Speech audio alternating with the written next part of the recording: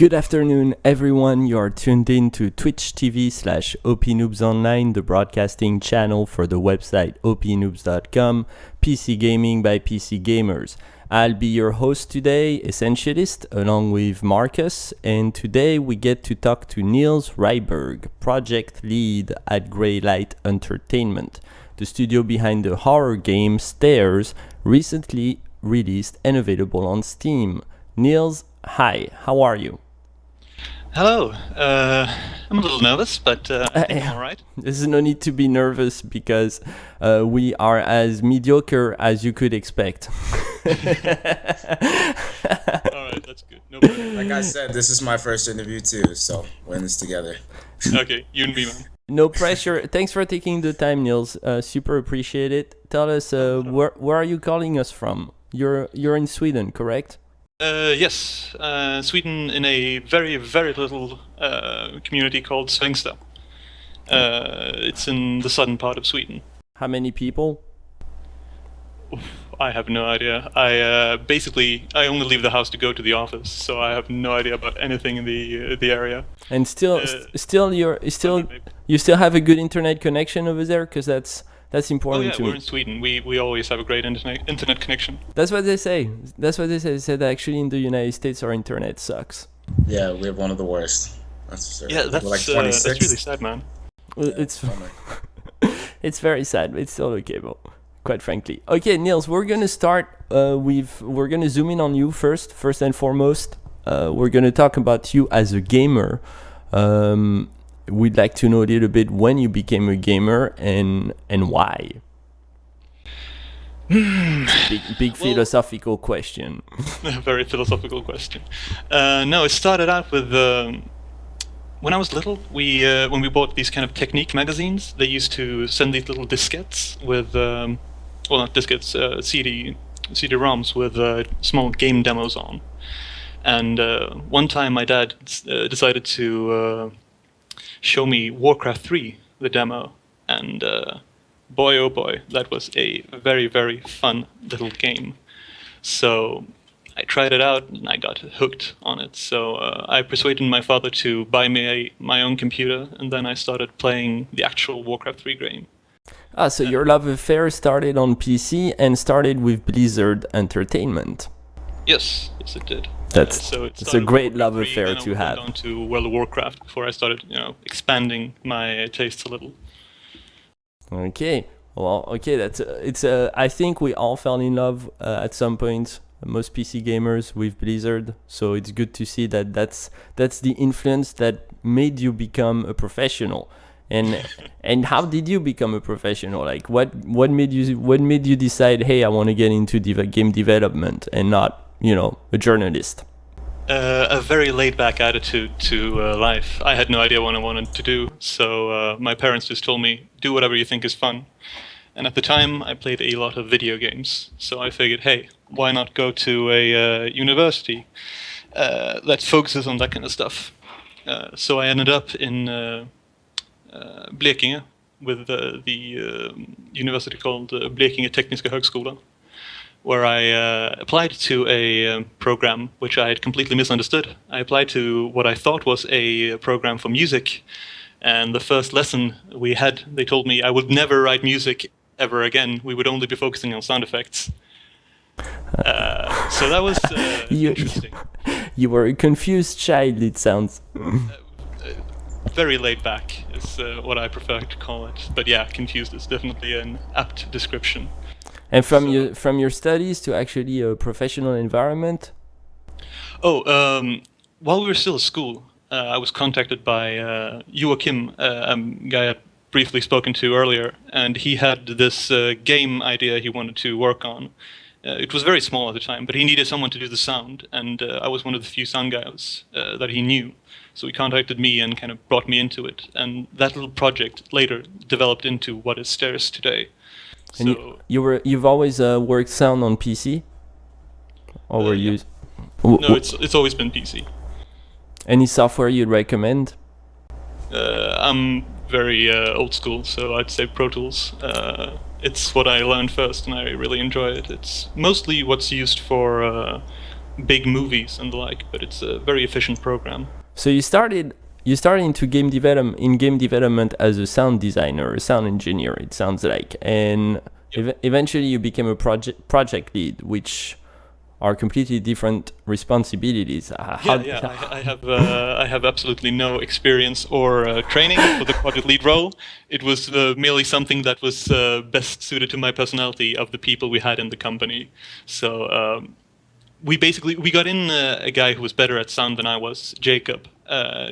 Still when we were still in school. So when it came time to start putting someone on focus who was going to focus on scheduling and the like, I just kind of got the role because I'm the most bossy guy in the company. And you still, so I like to meet the other guys because you're saying you're so laid back. We're a very laid back company in general. We have a very go with the flow attitude, which honestly, the entire company, how we created it, is kind of ridiculous. We didn't really have any big plans for what we were going to do, so we thought, let's just start a game studio and make a game. Why not? That'll be fun. And we're gonna talk. We're actually gonna talk plenty about the studio. So I don't want to skip steps here, because before we move on to GreyLight Entertainment and how you guys came together, because it sounds like you're first and foremost a bunch of friends, which are the stories we love to hear. I got two big questions to ask you on personal opinions, personal stances. The first one is, you focus on developing a horror game. So obviously the focus here today is horror as a genre. How do you, Nils Ryborg, as an individual, understand the evolution of the genre in the gaming industry? So what do you believe horror as challenges in the future in light of the past couple years it's had? Well, that's a difficult question. Yeah. Like I mentioned very shortly before the program, I'm not a big horror player. So this is going to be a bit tough to answer. But what I'd say quickly, what I'd learned from Joachim basically, is that for a couple of years ago, the horror genre had been going through a kind of change where a lot of focus had been on violence and defeating monsters. And this is something that Joachim, who's a big horror fan, was not very fond of. So he wanted to go more in the direction of atmospheric horror games, like the kind of early Resident Evil and Silent Hill type of games, which is, sort of what we wanted to do with Stairs. But I think we're seeing a lot of this coming back now in... I was going to say.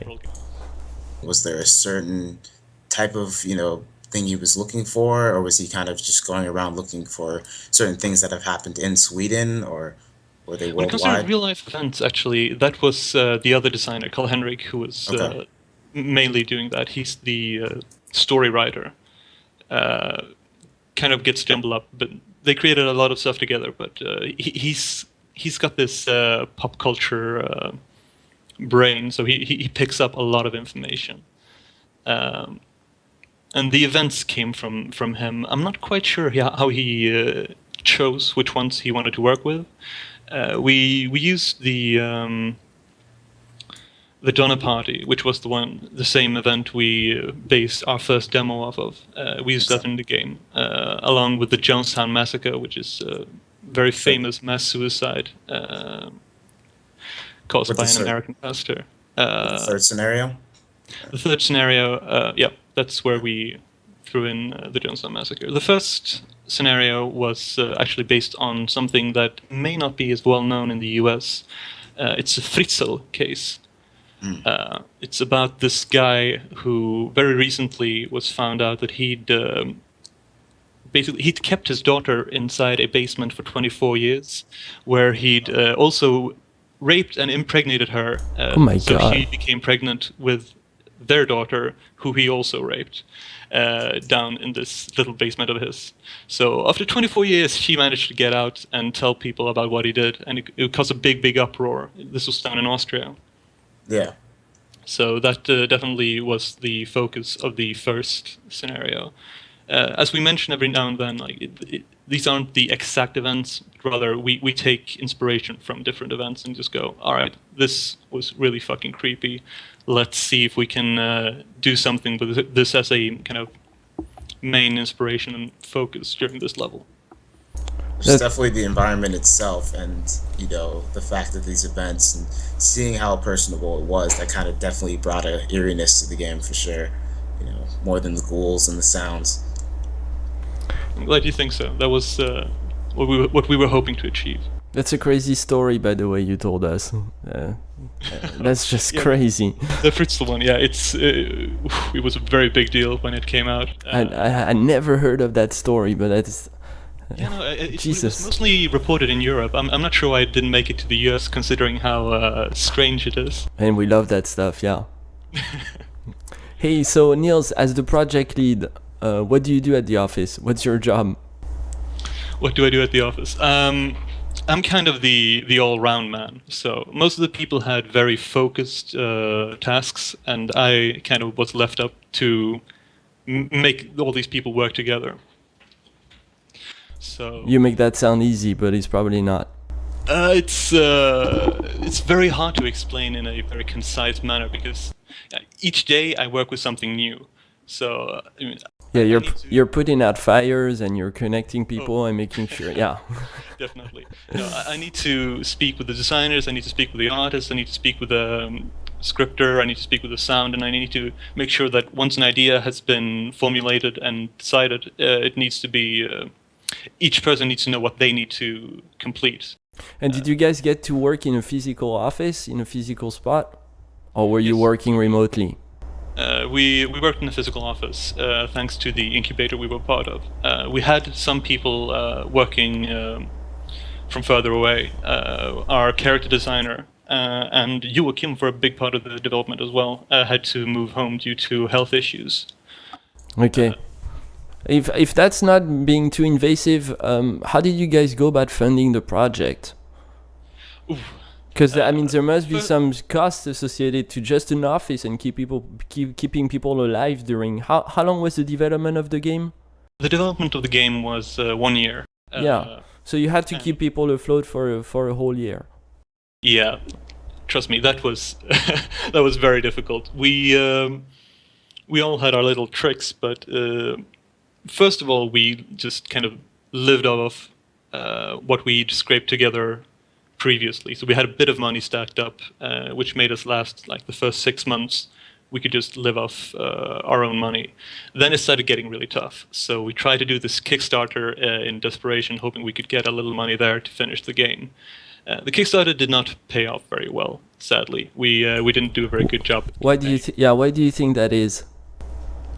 We were very, very bad at explaining what the game was. We didn't want. We had this idea that we didn't want to spoil what the game was about, so we had to be very secretive. But if people don't know what they're going to pay you for, why would they pay you for it?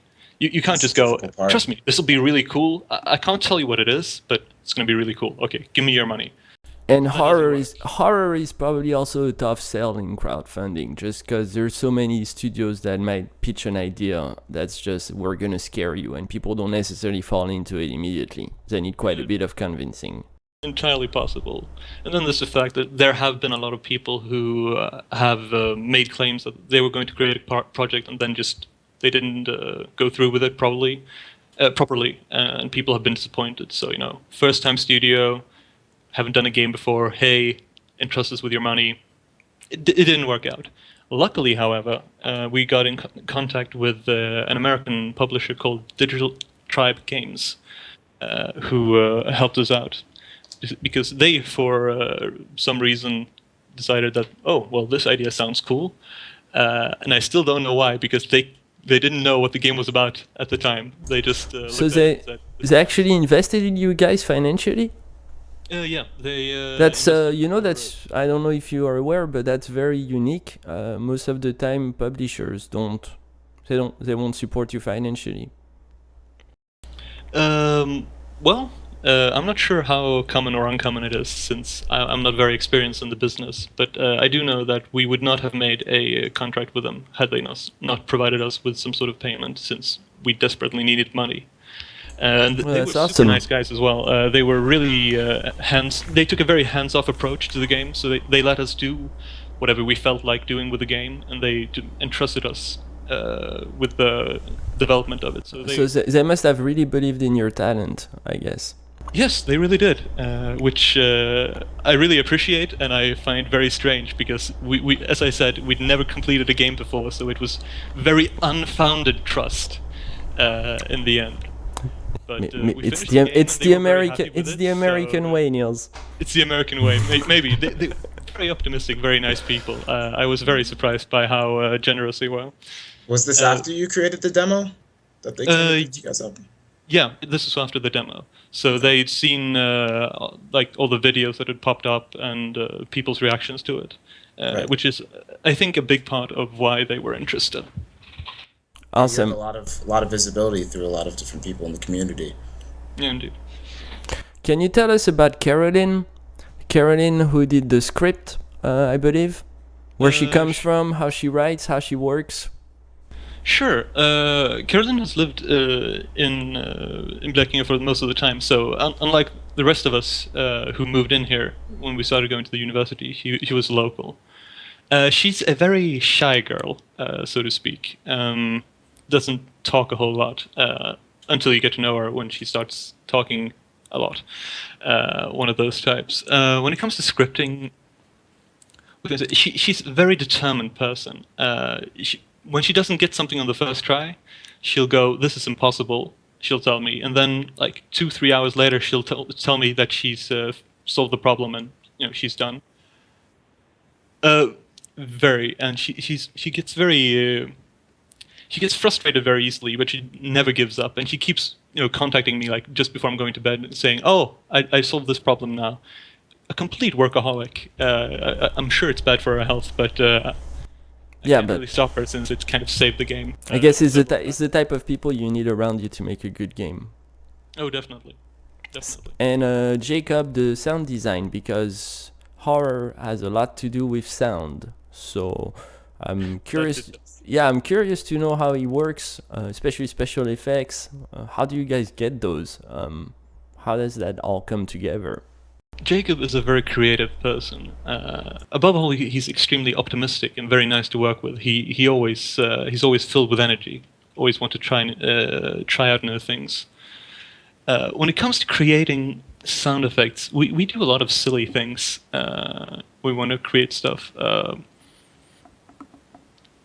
Like for instance, when we wanted to create, just for an example, some electricity. We took some tape and we put it on a piece of glass, like an actual window. Then we recorded me pulling it off, and then we used some distortion, and this is how we created some electricity. So he's a very creative man. MacGyver. He enjoys looking for new solutions to things. When it comes to kind of ambiences and stuff like that, he'll usually just put on a pair of headphones, sit down with my keyboard, and then just start playing around until he starts creating a groove that he enjoys. So I'm not really sure if I can give any specific examples there. It's a very... He looks at pictures and then he just sits there experimenting until he finds something that he feels sets the mood. That's awesome. And as far as so the bulk of your team, I see 5 guys listed under artists and design, and that's Adrian, Carl, Christopher, Philip, and Joaquin, if I said that correctly. We split artist and design up into 2 completely different categories in the way we work. Why is that? Why is that? It's partly due to how the education was. So design was very focused on mechanics and level building, whereas the artists were focused on the creation of 3D models and 2D textures and stuff like that. So Joachim, Carl-Henrik were the ones who came up with the mechanics for the game, the story for the game, the level layouts, stuff like that. Whereas Adrian, Philip, and Christopher were focused on the creation of the environment. Well, Philip he did one thing, and he created monsters. Adrian was kind of an all-round guy, though his main focus was the lighting in the game. Well, it got to be his main focus toward the end. And God, how he hated us all for giving him that job. Was he happy with the end result though? Was he satisfied with the output? I think so. He got a little angry because some of us wanted to have these kind of cool lens flare effects from the moon and the sun and stuff like that, which he thought was totally dorky. But he went along with it because he's a very nice man. Christopher was the main artist, the lead artist, so to speak. So he created the bulk of the game assets. Do you know what he works with? Christopher. Yeah. What software? No, I don't. Sorry. No worries at all. Marcus, you look like you had something to ask. No, I was going to ask the same exact question as far as the software he was using. Okay, But well, it's all right. that's good. So now that the game is released, the team is a little bit more relaxed, I hope, and coming together, feeling like they've accomplished something, right? Well, we are all very happy that we managed to see this game through to the end. It wasn't sure that we were going to make it this far, considering not only the financial troubles, but also... mind if I just pull out a little anecdote here? Yeah, please, absolutely. All right, sure. Well, see, when we created the second demo for our Kickstarter, we noticed that our main game mechanic had a fatal flaw. And that was that with the engine we were using, we could not make it work. So the camera, as you've used it, is something we redesigned. When it was first created, it was an actual camera where you could take as many pictures as you wanted. Right. And just keep them saved up. And this was part of the puzzle solving as well. So we'd leave visual clues all over the level for how to solve puzzles, and you'd have to go around photographing them so you could remember. You'd have to photograph maps so you could remember and stuff like that. But then we figured out that we had some limitations with the engine we were using, and we did not have access to the source code, so we couldn't rebuild the engine to fit what we wanted to do. This was mainly due to our bad research. So we ended up with having a camera that we could not use, which led us to consider the question, are we going to give up on this game and do something completely new, or are we going to try and find a solution for this, because this is the main gimmick of the game. And we decided to just continue working because, as I said, we just kind of go with the flow and are far too optimistic for our own good. So we redesigned how the camera worked. So you actually almost stopped production. Very close. Wow. Well, I mean, the way the mechanics work on the camera is perfect. It keeps the flow constant throughout the entire game. Instead of you stopping at every single scene and looking, you know where you're going, taking pictures, discovering from there, and then moving on, which kind of keeps you moving in the right direction, and keeps the fear going from one stop to the next, which I enjoyed. Oh, I'm glad you liked it. I'm fairly happy with how it turned out as well in the end. Though we had a lot of flaws with it in the beginning. Especially those last few scenarios with the camera. It was very well done. Talking about development, why did you pick PC as the development platform? Did you guys consider consoles, and why did you end up with PC? We're all mainly PC gamers, so consoles were never really the first thing that popped up into our heads. Other than that, I mean, it's very comfortable to create the game and then test it on the same device rather than having to build it, load it into the console and stuff like that. So it was very much a matter of convenience and the fact that, most of us are PC gamers at heart. So. And you started by delivering a demo. So at first you gave us the opportunity to play for, I think, 20 minutes. Is that right, Marcus? Yeah, the demo was about a 20 minute demo, but the game I played was the full version, so all 3 scenarios. Yeah. So how was it? The original demo was a school assignment or university assignment, right. where they told us, create something in 10 weeks, and we're like, all right, let's do something. This is kind of where the idea for test got started. That's awesome. And then this is homework. Yeah, very much. This is awesome. that was actually a lot of fun because we were so pressed for time that we just had to improvise on our, think on our feet and just work all the time. Long hours, but very rewarding. And then, the demo got a lot of attention, more than we anticipated, which is kind of what led us into thinking, oh, maybe we should create a full game around this. All right, the core question of the interview, and the one, please talk freely and expensively. For those in the chat who are not familiar with this game, can you introduce us to Stairs? What are the most defining features, and how does the game compare to other titles in the genre? Mm-hmm. Well, Stairs is a psychological horror game, as is often mentioned. You could say it's the journey through the mind of Christopher Adams, the main character. Now, the reason behind all the things that go on in the game we kind of kept secret. I'm not sure if it's the best choice, but it's something we've agreed on internally. But in the game, you play as the journalist looking for a scoop, who gets stuck in nightmares conjured up by his own past. This is a past that he does not quite remember because he's sort of forcefully blocking it out. We wanted the gameplay to focus on investigation, which is why we have both a journal in which the character records his journey, along with a camera to take pictures. Our intention was to give the player the opportunity to think like a journalist. Look for clues as to what's going on scattered around the level, take pictures that you could use for a future article, that kind of stuff. Figure out what's going on here and can I make it into a story. It's really kind of the mindset you need to have going into the game. And it worked out great for some people, and some people didn't quite enjoy it because they wanted a more streamlined story. So that's kind of a taste thing. But basically, you progress through several nightmares, reliving situations that with our little protagonist before reaching the end.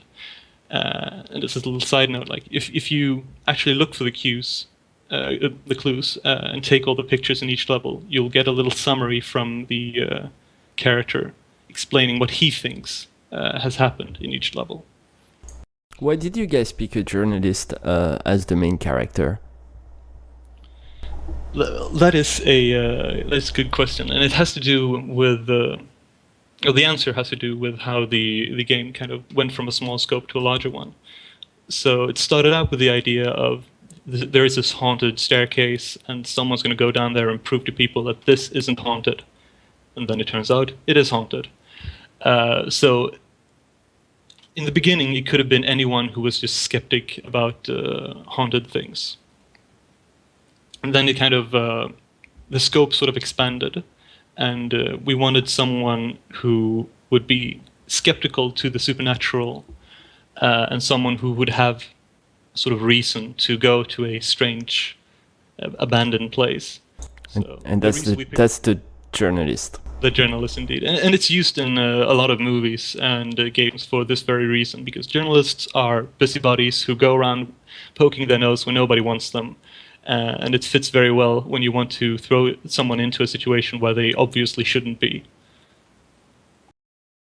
Okay, Marcus, that was a question you wanted us to ask. Was there any interest in adding more levels, or was 3 the lucky number? Well, this is basically when we started planning the game for real before starting production, we had at least twice the amount of content in our minds. But we realized very quickly that we did not have the funds needed to create this bigger game with our team. And it would be near on impossible to find someone who would be willing to give us this kind of money as well, because this is a large sum we're talking about. So we decided to cut the game down to as small as we could, so it would still be something that we would be able to create within a reasonable time period. So 3 was not. You must have made some difficult choices there creatively when you decided what to pick and what to leave out. You could say that. Not sure if I can give any good examples. There were several levels who were keeping in mind, and above all, the game would have been slightly different from what it was right now. originally you would have played as the journalist who went down, lived through a nightmare, then went back up and started writing an article about it, then go back down for the next article, and then continue like that instead of being stuck down there like you were now. And this was one of the things we cut out because when doing this, we would have wanted to have different news articles depending on how many things you were able to discover during the course of the level. But this would have taken too much time, so we kind of cut that out and try to make the game smaller than it was. Are there any plans for implementing any new scenarios, later on once everything is good? Not currently, I'm afraid. Okay. No, it's good. You guys keep moving. Some of the I have to ask this question because someone on staff really said it was important to ask. Why are dark-haired little girls so scary? That is a good question. Generally, I'd probably say it's because they are only scary when you make them unnatural. And it's true though. Dark-haired and small girls. They're also very pale. So what we do is we kind of make them look like corpses, which is something that humans are inherently disgusted by. So it's sort of because of that. It's great. I actually wrote a paper on this, but I can't remember a good way to explain it. Please send it by email in the aftermath. We'd love to read it. Sure. That was me and Caroline who worked on it. Basically, it was about distortion and finding what feels unnatural to people and why does it do that. So where is the? It's an interesting question. It's at the core of horror games in many ways. It's about what do people find frightening in reality. It's not only big things; it's also things we don't understand. For instance, the uncertainty was definitely. Indeed. What was she talking about? What was going on? Her narrations of what she was doing there and why she was speaking to you. Giving that sense of unknown made it that much more terrifying when you actually were around the little girl. Yeah. And the scariest movies, the scariest games are the one that happen in silence. I mean, it's never in your face. It's always quiet, and then maybe it jumps at you occasionally, and you guys do that. But you were very selective in the jump factor, where you're not. Yes, we. This is once again thanks to our dear designer Joachim, who thinks jump scares are cheap and boring unless you use them correctly. So you need a lot of build-up before it. And if you want it to be effective, you want the person you're trying to scare to know that there is going to be a jump scare. So you give him little clues that tell him there's going to be a jump scare here. Prepare yourself. Then you wait for a bit. Let him build up some tension, and then you throw it in on it. Are you guys satisfied with your jump scares? I think our jump scares, for the most part, worked out really well. We put a lot of effort into making them effective, and I think they served their purpose. Okay, Nils, what would you say were some of the greatest challenges you faced in developing the game? So if you could go back on some of the decisions you made, what would you guys do differently? Well, if we could go back with everything, remembering everything we've done now, we could probably have made this game in 6 months instead of a year. And this is mainly due to us being newbies at creating games, so we made a lot of mistakes along the way, which took time to correct. So the first schedule for the game was for it to be finished in February. And it got released in the end of September, so a bit of time there. But you might not have to go through that learning curve on the next project. Hopefully not. No, I think the biggest thing we would have done, first of all, is to research what engine we're using. This was something we just kind of picked one and went with it without really looking into it, which is incredibly stupid now that I say it out loud, but we didn't really think much about it. Yeah, but these things happen. Oh, of course. As I said, we're very casual in our attitude to just about everything. So we just picked an engine because we thought, oh well, that sounds good, and then we realized all the limitations the engine had, but we didn't realize them at once, but rather during the course of the development. So we thought, oh, lighting dark areas with this engine is nigh on impossible. Yeah, well, I mean, we know big artifacts in the walls and stuff like that. And our poor Adrian has been tortured trying to fix all the lighting issues.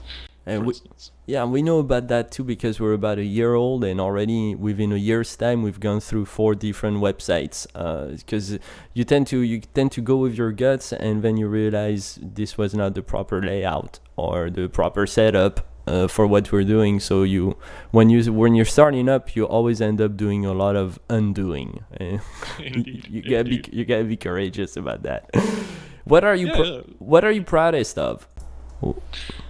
What am I proudest of? That is a difficult question. There's gotta be something that you look at it and there's a grin on your face.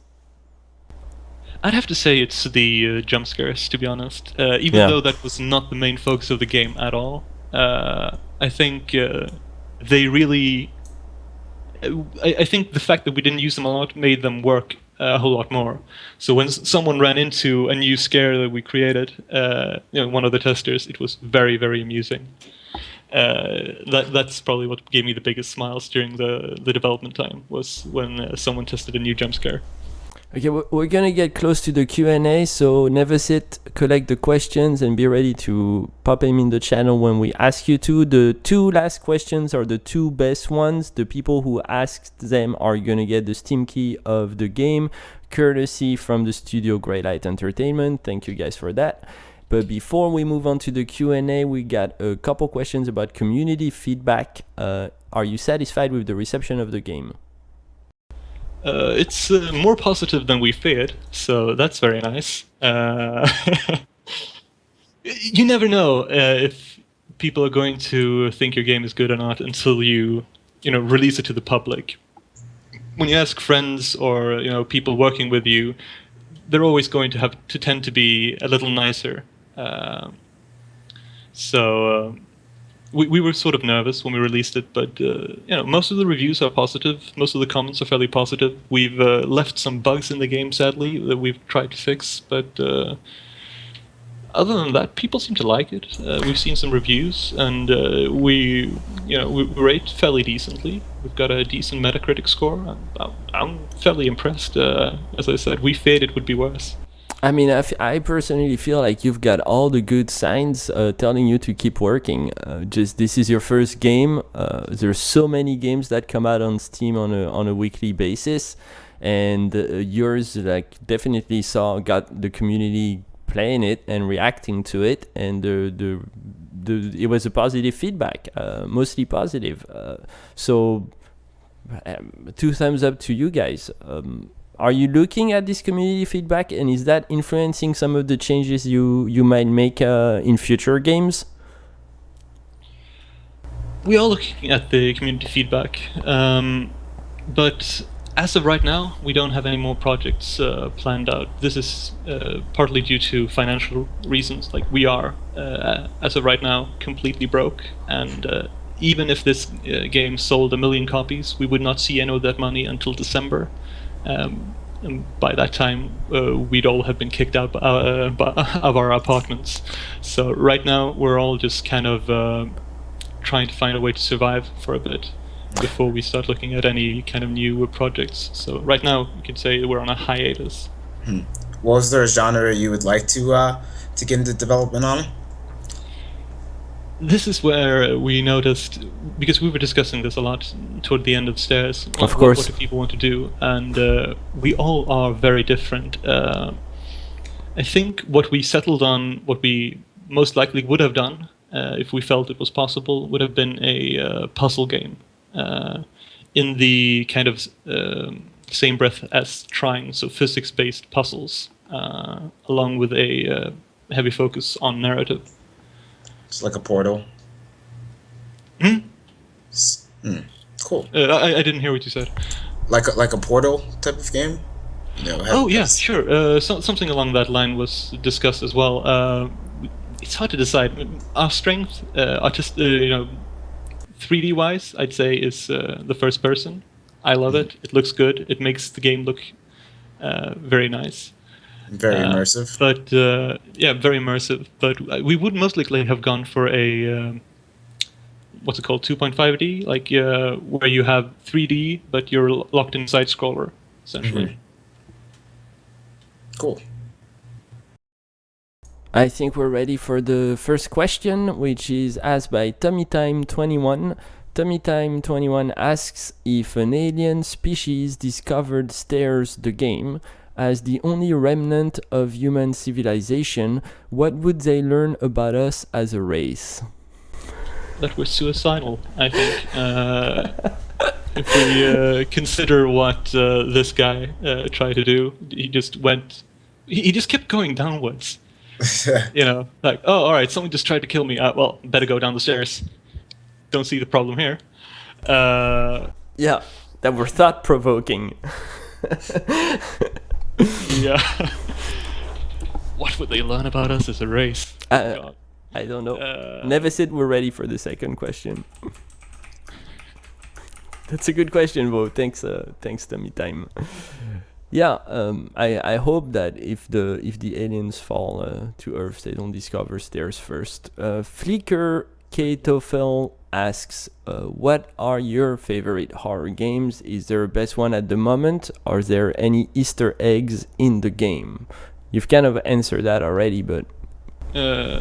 My personal favorite would be Silent Hill 2, because it's one of the few ones I've played. I enjoyed Dead Space a lot, but I think Silent Hill 2 had a really cool storyline to follow, and you could have a lot of fun after you play the game trying to analyze what it was all about and trying to find the different endings and stuff like that. I think they also built a very nice atmosphere. As for Easter eggs, we wanted to have several Easter eggs. Really? But, our designer Joachim did not want to add them to the game because it would kind of be immersion breaking. So you go. I like this guy. He's very. Then suddenly, boom, a joke. I like this guy. Yeah, he certainly had strong opinions, which I feel very much framed the game you came up with. Definitely, he has very strong opinions. There are Easter eggs actually if you're Swedish and you start reading the names of things. It's something our artists had a lot of fun with. But as long as you're not Swedish, you kind of don't get to share in the joy. I thought I noticed something in the third scenario with some pictures that might be a little personal with you guys. Couldn't tell. Oh? Couldn't tell? With the candles, it was kind of an altar and there's pictures on there. Oh, yeah. I thought that might be somebody that you guys might know, or, Oh, indeed. It's someone we know very well. It's the development team. Yeah, there you go. You know too well. Indeed. In a post, the third question is from Grandma Kicker. Grandma Kicker, yes, you've heard it right. What's the weirdest idea that came up during production but didn't ultimately make it into the game? Oof. And this guy gets a Steam key for his question, so you've got to give him a decent answer, Nils. Wow. Well, it really depends on what's okay to say and what's not okay, because we had some pretty stupid ideas. Let me see if we actually have something decent to answer here. Something... I can't help you there. No, of course you can't. No, a weird idea that didn't make it into the game. Maybe it's all in the game. A lot of the ideas made it into the game. I wasn't really part of the idea creating process, which makes this a lot harder. Okay, I've got to... Go ahead. If you'd given me some time to prepare, Grandma Kicker, I would have asked one Sorry, of the Grandma Kicker. We'll get back to you, Grandma. We'll get back to you. There is a question from Smokey, aka Eventier. Will the character player gets affected when he experiences something unnatural? He says, sorry for my noob question, but this is the first time I see this game and probably will buy it later tonight. Oh, I'm glad to hear it. Yes, and when we started out, it was super strong. The effect that was, and a lot of the team members did not feel comfortable with how strong it was. So we've continually toned it down until it just started being a sort of black and white flashing blur. The problem is there weren't enough natural events that we felt comfortable using it too much. Okay, I gave you the But perfect answer. There will definitely be a sort of reaction from the character. Okay, never said I'm still waiting for the very last question, so if you hurry up, please, and for the lucky winner of the Steam key. Okay, here we go. Again from Zorlox. If your game had a super deluxe version that cost $1,000, where is it going with this? What would be in the game that would be different than the regular version? Oh. There would be an elevator. There you go. There you go. You'd get the elevator. No, I mean, if we'd had more money, we definitely would have created the whole you write your own article based on how much information you have thing. Because that was one of the original Very ideas cool. that we all liked a lot. We were very sad to see it cut. Very cool. Okay, Nils, any last thoughts before we close the interview? Thanks again for doing it. Oh, no problem at all. Any last thoughts? I don't know. I mean, go buy the game. Make sure we can pay the rent this month. It would be great. Yes, Thanks for making the game. I had a great time. I would love to see you guys make something else. Oh, I'm glad to hear you say that. Maybe. It's not impossible, but right now we just kind of need to find a way to keep ourselves fed enough not to die. Stay alive, because you guys very much. Because you guys are doing great stuff. We're the Overpowered Noobs. You'll find us on a variety of platforms, including the obvious, our website, opnoobs.com, but also on YouTube, Twitch, Steam, and iTunes. You can also support us on patreon.com/opnoobs. $1 a month goes a long way into helping us quit our day jobs, as we are a community first and foremost. Nils, thanks so much for doing this. We really hope to stay in touch, to keep looking at the games you produce. If you do continue to produce them, we really hope you do. We find that there's a lot of potential and a lot of talent in your first, so please find food, find rent, find a way to and keep doing what it is you do. I'll see most of you on the channel tomorrow for our roundtable Rise of the Indie episode 2. It's our mini series. We're talking to 5 studios and the head of the trade association, the International Game Developers Association, Kate Edwards, and we're going to talk about the democratization of Steam. So it's going to be pretty heavy, but I'm excited about it. Nils, thanks again. We'll be in touch. We'll send you the interview as soon as it's published. Give us a couple days. We like to do a lot of editing after the live call. Thanks everybody for tuning in. Neversit will send the Steam keys to everybody in chat. And Nils, thanks again. Oh, thank you for having me. You guys have a great day, great afternoon, great evening. Go back to gaming. See you guys. Bye-bye.